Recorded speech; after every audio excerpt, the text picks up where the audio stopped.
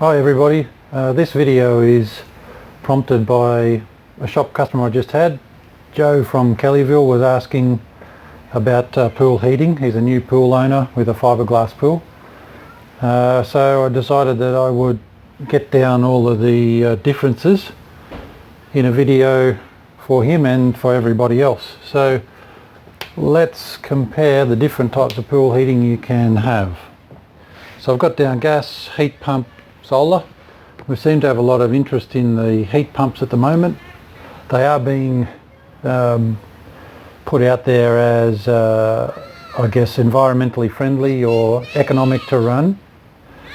Certainly compared to gas they are economic to run, but not to solar, but we'll go through. So first port of call whenever I'm talking to someone about heating is, first question, do you want to swim in the pool through winter? If the answer is yes, you do, then you've only really got one option, and that's gas.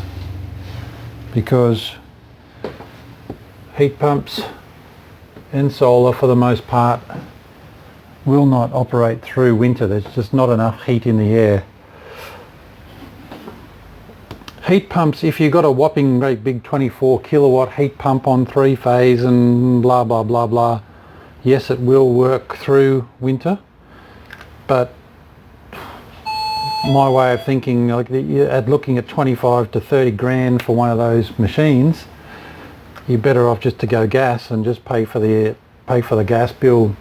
You know, $4,000-5,000 for a gas heater, and you've got another $20,000 up your sleeve to pay for the gas as you go. So that's why I say no there. Technically yes you can, but they're very expensive to be able to do that. Initial cost of all three is around about the same. So within $1,000, that's what you're going to have that. So if we're looking at, say, one of our local pools, 40,000 litres, you know, you're looking at around about $5,000 for each one. But we'll also note that the initial cost is not only in the unit for these two. You really should have a thermal blanket as well, because your ongoing costs for your gas and heat pump are completely different to solar. So gas, if you're heating gas through the season or all year round, you know, you could be looking at, say, about $3,000 per year if you were doing it all year round. The way gas really should be used is on demand. So if you want to swim through winter, for instance, and you want to go for a swim once every couple of weeks, you don't keep the pool heated for all that entire time. You have to predict, yes, I want to go for a swim tomorrow.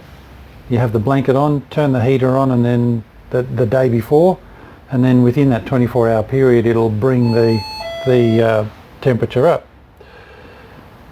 Heat pump is probably around about $1,500 to $2,000 per year. So your heat pumps, you do use those ones where you turn them on at the start of the season when it starts to warm up, and it basically operates all through the year, through the swim season, to keep the pool on temperature. Solar, here's the big difference. Probably no more than $300 per year to run. And that's because it's just running a 750 watt little pool pump to pump the water up to the roof. All of the actual heat exchange is done just by having those panels or the matting out in the sun. So that's the huge difference there. That means for these installs I would highly recommend that you put a foam blanket on. Foam blanket and roller, and you're looking there at around an extra $1,500 for the blanket for both of those. because well over 75% of the heat loss out of the water is coming from the surface of the pool. So you want to cap it off and reduce the amount of heat loss, because you're going to want to minimise these running costs. With the solar, it's so cheap to run anyway, that the advantage of putting a blanket on is you can get an extra 4 weeks at the start of the season and around about an extra 6 weeks at the back end of the season in swim time. But your actual running costs are not really affected that much by the blanket being on the pool. So your warranties here, depending on your gas, you might, depending on the manufacturer, you might have maybe a 3-year warranty. Heat pump usually less, maybe 2-year. Solar, the one we supply, the Sunbather, 15-year warranty on the solar matting. Ease of install, usually you'll have to get gas to the pool equipment.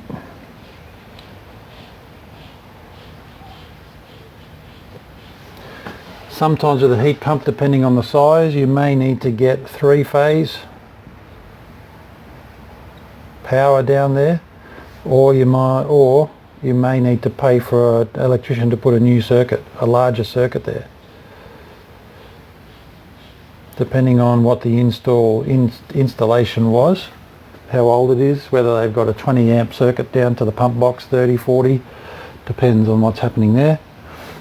The worst thing we have to do for solar is maybe get 2 pipes to the side of the house. So that may require a little bit of trenching. It just depends on your installation.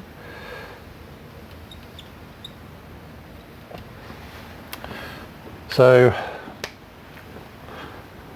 basically, if I go through here, my preference, I love solar. I think solar is the best way to go.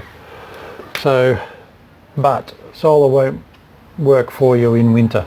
If you want to go in winter, when you need the gas. These are all the same on your installation costs. When you size it up correctly for the pool, it's all same sort of installation costs. But the running cost is where solar is a huge winner. Warranty is where solar is a huge winner. And usually most pools have the solar already ready, so far easier to do the install for solar. So if you need heating, definitely I would be going with solar. If you've got the space up there on the roof to get that solar matting or the solar panels there, solar is the way to go. Now another thing that we've been doing with the solar as well with our installs, so we look at the overall energy bill or the overall energy signature of your equipment, and if we can find a way of doing the quote to put an energy efficient pump in on your filtration to save you $8,000 to $1,000 a year on your filter running costs, and using your existing pump that's already there, the gas guzzler, to run the solar, because you've got to have a single speed pump to create the power to get the water up on the roof. We can use your existing single speed pump to push the water up on the roof, put the energy efficient pump in, save yourself $800 to $1,000 a year. 5 years time, basically, 5-6 years time, taking that step alone will save you the cost here of your initial setup.